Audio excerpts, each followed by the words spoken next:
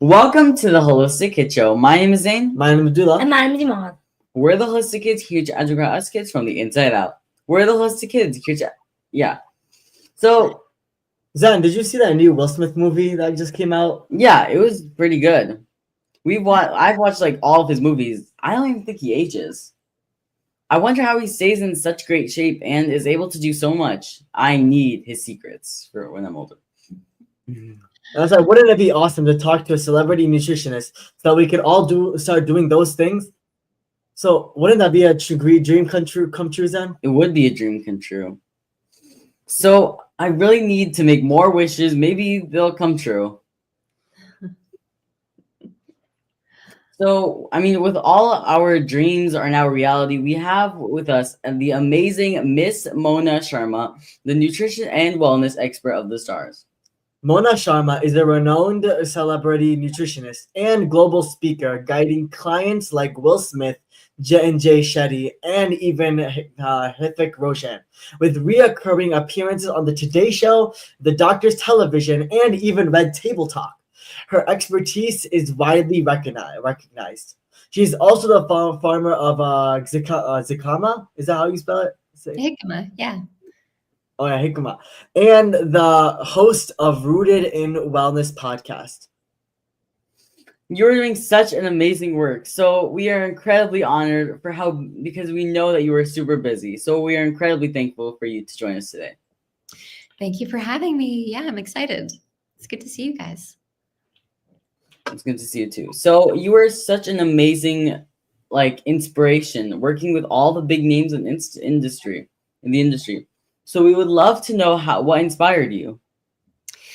Yeah, so when I was much, much younger, I actually went through a lot of health issues. So before my life in holistic nutrition, I actually come from the cosmetic world. So working for a bunch of luxury cosmetic companies, and I had someone's dream job on paper. I was able to travel the world and work with celebrities and talk about cosmetics, but it was a corporate job. So there's this thing called corporate burnout that often hits when you're doing too much, when you're working too hard, or when you're working out of alignment. So at that time, I wasn't really interested in healing. Like when you're young, you think your body's resilient, you can just keep going, you can just shove the symptoms back, deal with it later. But for me, I had this anxiety that turned into being pretty debilitating. Like it kind of felt like sadness. And then I started getting these heart palpitations. So my heart would just start pounding for no reason. I would just bend down to pick up something and my heart would just go nuts. So doctors decided to put me on a prescription medication called a beta blocker. But that beta blocker caused me to gain about 45 pounds. And so I went back to the doctor and I said, this isn't working. So now what can we do? What's plan B? And they said, well, we can go in and do a heart surgery.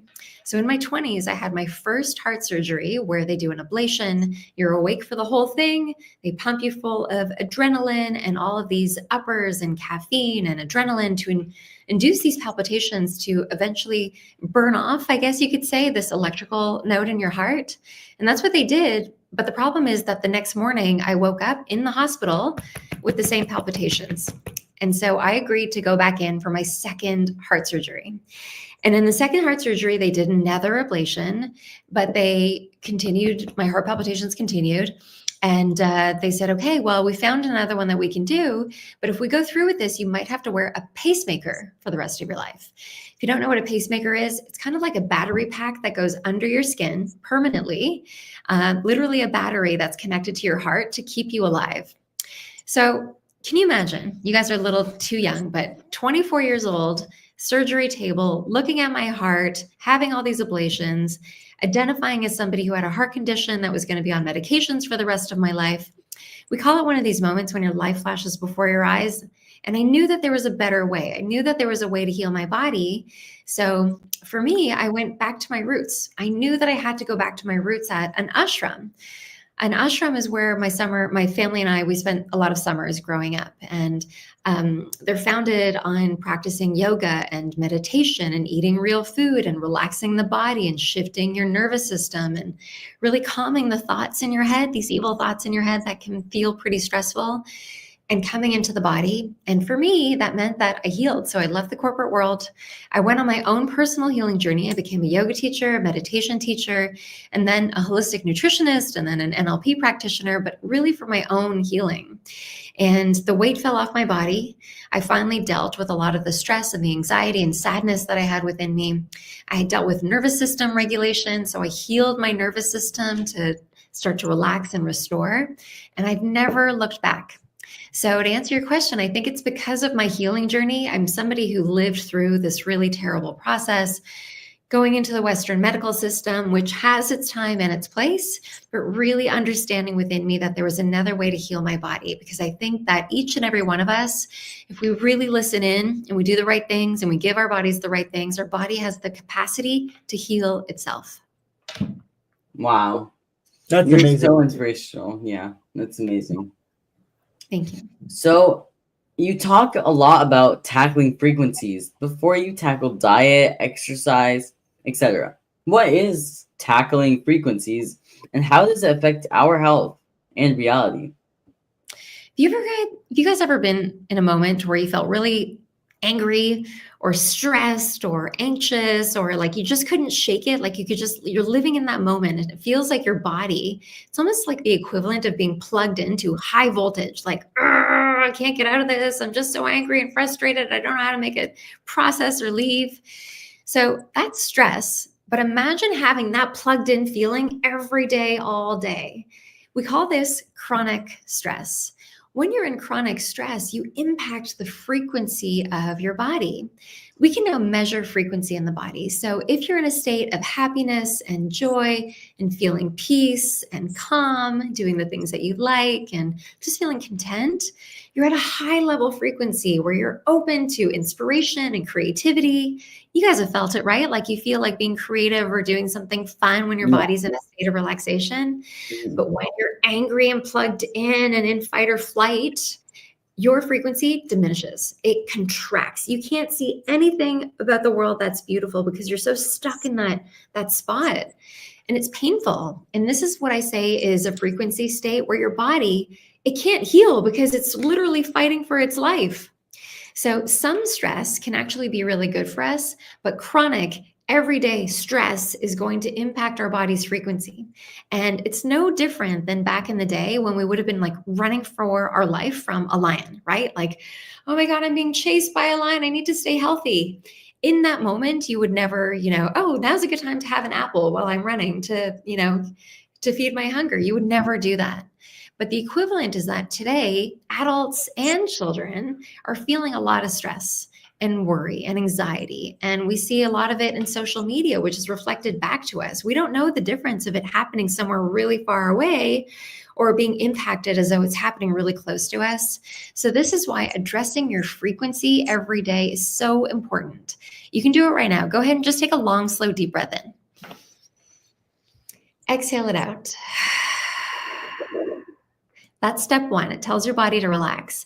The second thing that you can do to shift your frequency, I want the three of you to think of something right now that makes you so happy.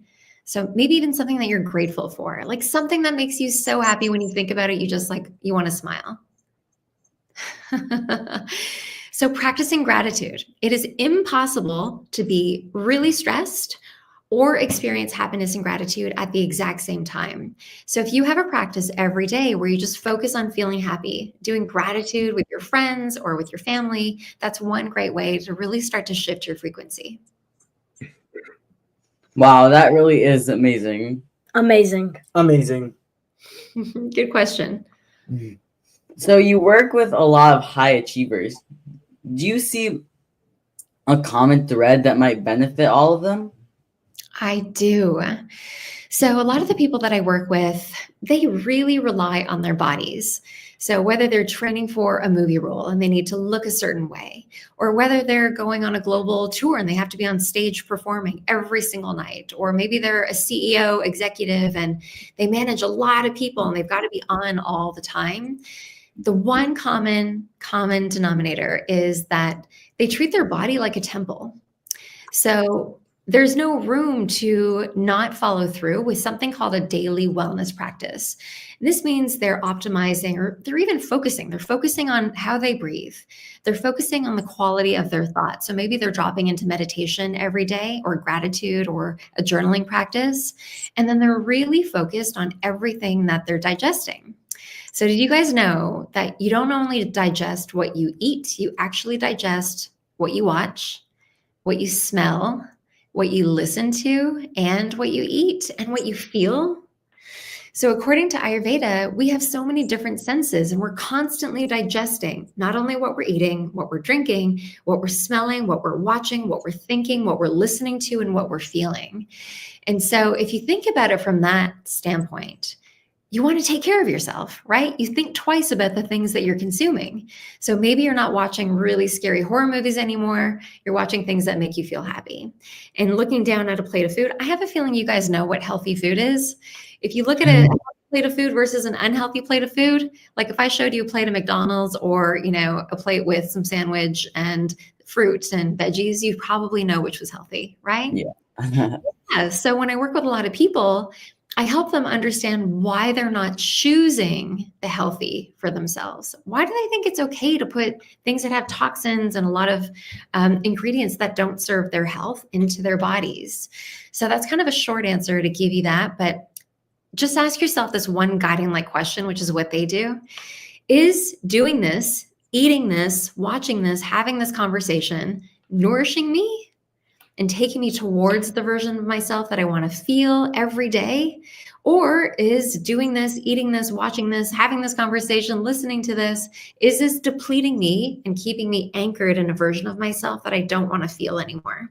Because everything comes down to our choices, right? We can all make better choices every single day. And by the way, I'm just thinking about you guys. It's not to say that you can't enjoy some quote unquote unhealthy food sometimes. But if you were to imagine optimizing and nourishing your body most of the time, when you do have some of that unhealthy food, maybe at birthday parties and stuff like that, your body can handle it. No problem, right? Yeah. That really is amazing. Yeah, I know, like you were saying, that we all have these like frequencies and stuff, and that it's really important to not only eat healthy, but also to have the right mindset and to kind of treat your body good, and also be with positivity, right? Absolutely. So that's a really good point that you brought up, because mindset is actually everything. If we're not addressing the thoughts in our mind, have you ever thought about where your thoughts come from? Like there's a voice in your head that might be making you think like, I'm not good enough, I'm not smart enough, I'm not strong enough, I don't want to say anything, I'm too scared of what other people will think. Like what is that voice? Who's that thought coming from? And so you have to understand that you're not always your thoughts, right? Because every single one of the trillion cells in your body, from your head to your toes, are always listening. They're always listening to the quality of your thoughts. So just think about this idea. If you're somebody who generally focuses on having happy thoughts, doing nice things for people, just doing your best and showing up to the things that make you feel good, knowing that you are somebody who's interested in helping other people and just like having a daily happy life, versus someone who wakes up, oh my God, I'm so stressed, I'm so worried, I'm so tired, I want to go to the news, I want to go scroll, I'm going to go doom scroll right now, look at all the sadness, I'm not good enough, I'm too scared, I don't want to be seen. The energy shifts completely, right? Yeah. But the thing is that we're all human. We all have that voice in our head. There's this really great book by Michael Singer called The Untethered Soul, who calls this voice the evil roommate in your head. And I really like that analogy because, yeah, we can't give it so much control, because if we do, especially living in today's world, where so many of us are impacted by stress and worry and fear, and you're too little to even think about that. But I know that little kids can see the worry or the stress happening in their environment. If they're watching news that might be on in the background, or listening to conversations that adults are having, or just what's happening in the world, we're all impacted by stress. So it's really important that from a young age, you understand the power of your thoughts for your body to heal. And check this out. So there's even really cool studies on the people who are sick. If they listen to motivating music, And if they're really focusing on positive affirmations, reading books that are really, really pleasant, their physiology actually changes. So sometimes when I say this word frequency, everyone's like, oh my gosh, that's like so woo-woo. What does that mean? But it's now being backed by science. The quality of your thoughts mean everything when it comes to having a healthy, happy body. Wow. So, when you help all of these celebrities, what is one thing that you really want them to start doing? Like the first thing you do is the first thing you start with is that. Yeah. So everyone thinks as a nutritionist that the first thing I do is put someone on a diet, right? Like a restrictive diet. Don't eat all these foods, only eat these boring foods. That actually is a small piece of the puzzle. What we eat is really, really important, but there's a couple of other things that are also key. The first one is actually sleep. I look at how someone is sleeping. There's a lot of like wearables that people can wear as an adult. You guys, like as kids, sleep is like no problem. As a teenager, sleep is no problem. But for adults, sleep kind of gets compromised. We stay up really late. We don't get enough sleep. We don't prioritize sleep. But if you think about every night when you go to bed, it's your body's ability to rest and restore and rejuvenate. And so I'm looking at the quality of their sleep that they're having, because if they're not recovering well overnight, then I can give them the best diet in the world, but their body needs to sleep and restore. And the second one, believe it or not, is actually their connection to nature. So we get so used to sitting in desks, sitting inside every day, being on these electronics all day, all night. We don't necessarily have the same amount of time that we used to, especially you guys are in Chicago, right? Like right now it's cold, it's wintry. You're probably not spending as much time outside as you do in the summer. But one part of my healing at the ashram was living in nature every single day. So can you guys remember, like if you go to a park, or if you've gone to a beach, or if you've ever gone on a hike, when you get into nature, the first thing that your body does is you take this physiological sigh. And your body keeps doing that. And then there's a second aspect where your body can start to ground. So grounding means that you're connecting with nature. So nature also has this vibration, which is really, really healing. It makes people feel more relaxed. Our heart rate tends to slow down. We feel a sense of peace and calm. We stop thinking about all the things that are stressing us out. And instead, we're looking up at the sky. We notice the breeze. There's animals and birds and sounds. So grounding in nature is actually the second pillar. And then, of course, food. So people who work with me, there's some non-negotiables. So if maybe I'll talk to your mom after. When my clients go to the grocery store, there's a list of ingredients that we just say are no. Do you guys know how to read ingredient labels? Yes. Definitely. You, of course you do. Yeah, you're special. So my kids are 6 and 10, and I'm teaching them how to read ingredient labels. And the general consensus is, if you don't know what an ingredient is, neither will your body. So do you think that ingredient is going to be good for you or not so good for you? No. If you don't know what it is. Yeah. So, I really want you to focus more. Ask yourself, does the food come from nature or does the food come from a factory? Right? There's a lot of things out there, especially marketed to kids. And on the front of the label, it will be a really colorful box and it will say healthy, organic, natural, gluten-free. And sometimes as parents, we think that these are like, oh, it must be healthy. It has all the check boxes on it. But then you flip over the label, and it's always the label of ingredients that's the most important. If there's an ingredient or a color or a dye or some type of a preservative that you don't know what that ingredient is and you can't really explain where it comes from, chances are you should probably skip it and let it go. And then the last one's sugar. So I don't think parents realize and kids realize like the impact of sugar over time. When you're young, your body's resilient. You guys burn off sugar really, really quickly.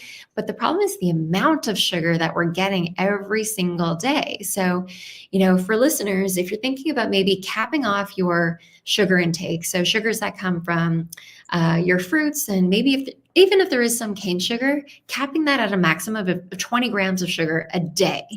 Okay. But if you guys ever have fruit yogurt, I want you to look at the sugar content in the fruit yogurt that you might be eating in the morning. And so often there's 20 grams in one serving of that fruit yogurt, right?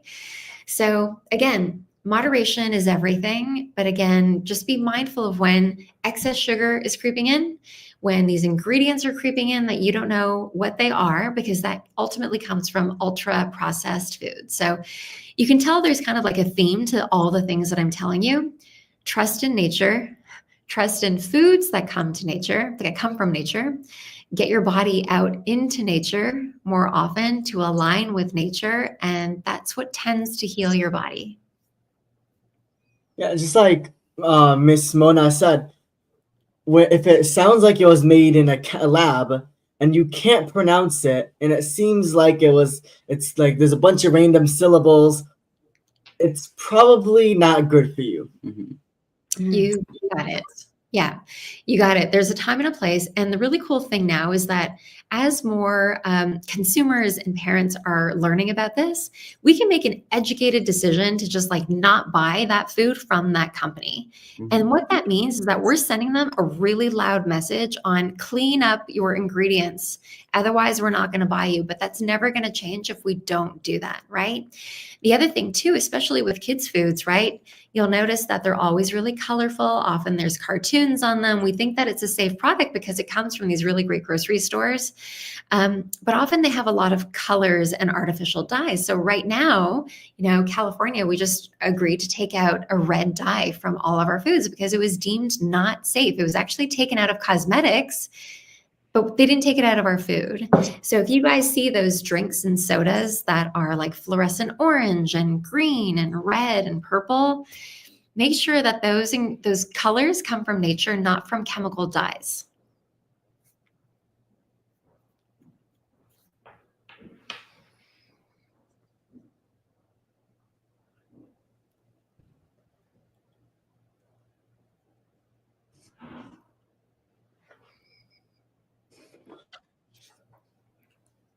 So Yeah, we definitely see a lot of that in school. allow have Doritos and Cheetos.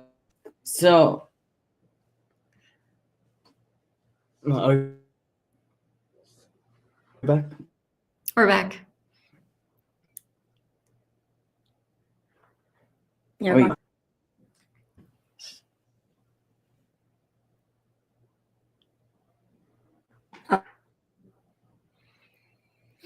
Oh, Let's see. There is a delay. Can you guys hear me?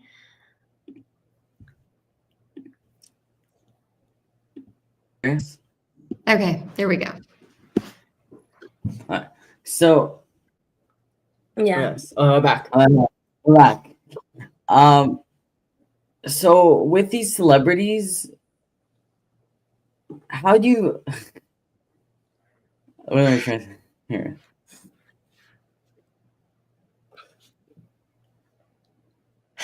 So with this celebrity, okay. So how important do you think it is for celebrities, especially with all that stress going on, to go into nature? Yeah, that's a really good point. So, like I said, when you're in a position of really taking control of your health and how you feel, you come up with these things that are called non negotiables. So, I want you guys to think about this.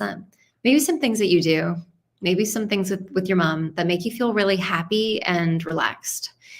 And then you think, you know what? I noticed that made me feel really happy and relaxed. I'm going to make sure that I do that every single day.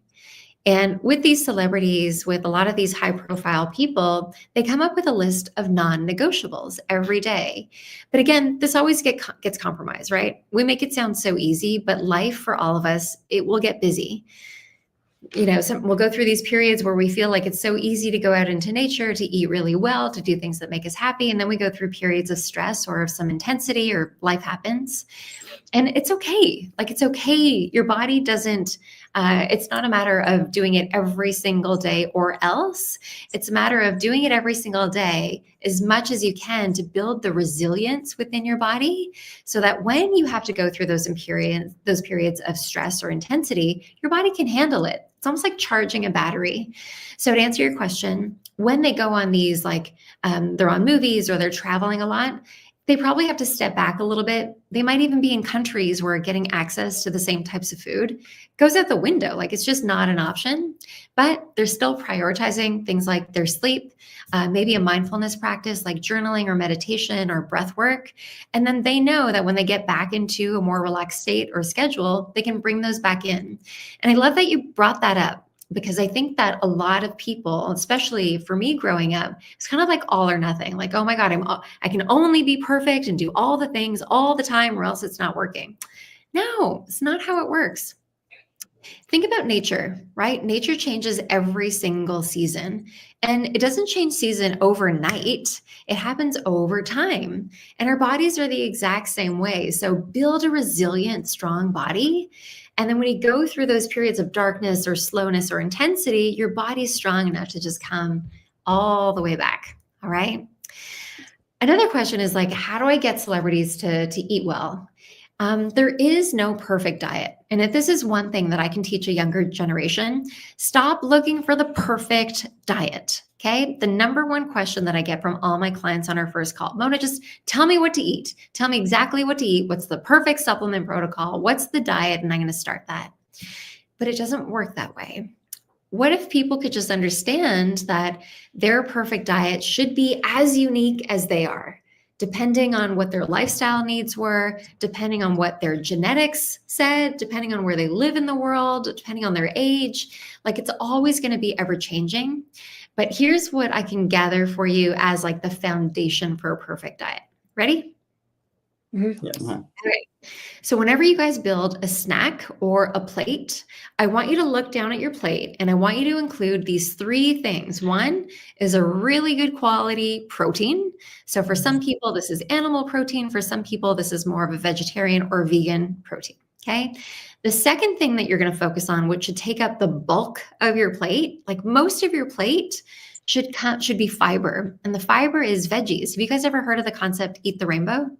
Yes. Yes. Yeah. So when you look down at your snack or your meal, I want you to eat the rainbow. The most important thing is the colors that you're going to see on your plate, which comes from the produce section. The produce section is all those fruits and veggies from nature. Okay. So we've got our protein, we've got our carbohydrates, and that can also include starches. So maybe some sweet potato or some rice, some grains on the side. And then the last thing is a good quality fat. So good quality fat, things like olive oil or some nuts or some seeds or some avocado, which are also so therapeutic for our digestion and our brain health and aging and all the above, okay? But notice I didn't say include some sugar, include 60% starch and processed food. No, protein, good quality carbs, and good quality fat. Every snack and every meal, and then you're set up for success. Wait, so that's all we do for lunch. yeah, right? that for every single day when we have to go to lunch, we always have a vegetable. Then we have a protein as our like main food. Like this could be some type of meat source for us, or some like beans or lentils and stuff like that. And then finally we have the carbohydrate, just to kind of end it off in a sweeter, nicer note. This could be brew, or this could be homemade cookies that we made last night, and that's how we incorporate that, especially in our school. But we go down a list. Yeah, the list: vegetables, clean protein, healthy fat. But I bet at your school, I know at my kids at their school in the food program, there's things like Doritos and coffee cake and all these things that aren't so good for them. So yeah, I love that you brought that up, because the more that you eat foods like that, the more that your taste buds will crave foods like that. The kids who are eating a lot of processed food, and adults too, are eating a lot of processed foods, chips, cookies, cakes, crackers, we crave those foods more. So it's really great that you guys are on that track. Yeah, because like my school, there's like this the cafeteria. There's like the what they get with the food. The brand is Organic Life, but the thing is that they use all this stuff, and to the left of that is like a snack line, which is a huge line, like probably like 100 people in the line, Oh, just waiting for like snacks and Doritos. Yeah. Yeah, no, I get it. And this is why, like, you guys know the impact of those foods, factory made foods with chemicals. They're not going to serve your health. Or, they might make you feel good temporarily, but they're not serving your body. So I think for a younger generation, it's really understanding what that means. Because that's everything. That's everything for your future. You guys ever heard about an ingredient called glyphosate? Yep. Oh, Yes. Yeah. So one of the most sprayed crops of glyphosate, this nasty chemical preservative that's designed to kill insects and bugs from our food, which is really harmful for our health. One of the most sprayed crops is actually oats. So a lot of oat-based products are really pushed as being healthy, but yet they're sprayed with this nasty chemical preservative called glyphosate. So I don't know if you know this, but they're starting to approve labels that say glyphosate free. So things like oatmeal, when you go to the grocery store next time, there's only 2 brands that serve glyphosate free oats, which is really important. So reading your labels again is key. Yeah, that is no indeed. So what is one tip that kids can do today, actually right now, that'll get them on this journey to live a healthier life? Besides, check out your stuff. That's always really good. Thank you. I would say I'm going to put it into like one thing. So if there's one habit that you can have, would be to get a glass of water, not a plastic bottle of water, but a glass of water. Take a really deep breath and hydrate your body, and then make it a habit of you going into the kitchen and you choosing the fruit and the veggie that you want at lunch or dinner or in your snacks. And if you make it something that's like a ritual for you, so every day your mom knows you're going to go into the kitchen, have a nice glass of water, take a deep breath, and then go choose your fruit and your veggie for the day, that's a pretty solid ritual that you want to have for the rest of your life, right? And I always say habits come and go, but rituals become you. So I know that water is going to help you. Taking a deep breath is really going to help you. And choosing that fruit and that veggie is also really going to help you. So make it a ritual in your family, okay? Uh-huh. So definitely make that your ritual, because water and breathing is so important for you. You got it. Here's my son. He's Elijah. Hello. You can say hi. Hello. So where can we learn more about you and your amazing work? Thank you. I love communicating with my audience on Instagram. So find me at Mona Sharma on Instagram or on TikTok or even on YouTube for a lot of educational videos. I have a website with some resources also, but send me a DM. I want to see who listened, and if I can be of service to you guys to help you with your healing and your holistic journey, let me know. So now let's recap Miss Mona's key points. First of all, this was such a powerful episode. Such a powerful episode. And Such a powerful episode. everyone needs to also subscribe to Miss Mona's podcast today. Today. Thank you again, Miss Mona. We cannot thank you enough. Let's recap Miss Mona's key points. Treat your body like a temple. Prioritize a daily wellness routine. You don't just digest what you eat, but you also digest what you see, drink, smell, what you're watching, and what you're feeling. So think twice about the things that you are consuming. Also, ask yourself, is doing this, watching this, or having this conversation, is this improving me or hurting me? Mindset is everything. Remember, you are not always your thoughts, your cells, but your cells are listening to your quality of your thoughts.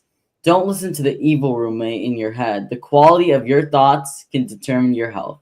So don't let chronic stress destroy your body. Chronic stress can impact frequencies in the body. Address your frequencies every day by taking a deep breath and think about something that makes you grateful. Practice gratitude every day. The frequency of which you live can impact everything. And coming from a teenager, always look at the quality of your sleep, because it's so important. I know we usually don't think it's important, but trust me, you can really see the difference. Trust in nature. Increase your connection with nature. Live in nature every single day. Get outside, touch the grass, even if it's for 5 minutes. Sometimes we'll run outside and just ground and go barefoot. It's harder now in the winter. Yeah, it's cold. It's so important for your body, even though it doesn't seem like anything. Always be mindful in nature. Mhm. And look at ingredient labels. Ask yourself, does the food come from nature or does it come from a factory? Don't trust the marketing on the front of the box. Turn the box over and look at the ingredients list and pay attention to the amount of sugar you are getting. And stop trying to find the perfect diet.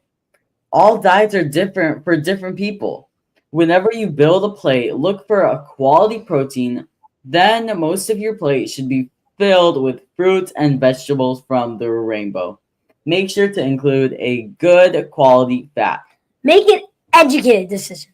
We need to send the companions companies a message that we need cleaner ingredients. Don't get brands that are trying to hurt you. Boycott them and go and try to support ones that are trying to help you, like natural farmers who use whole real ingredients. And thank you everyone for tuning in. Until next time, I'm Zanzari. I'm Abdullah. And I'm Imad. Follow my family and I on social media, Holistic Mom Media, and look out for our book releasing September 2025 called The Teen Health Revolution. Kids need to learn from other kids. Please download our podcast on iTunes and leave a review so other kids and families can benefit. We need to work together to create a future for all of us and the planet. Join us next week for another episode of the Holistic Kid Show, where kids are empowering kids. Thank you, everyone.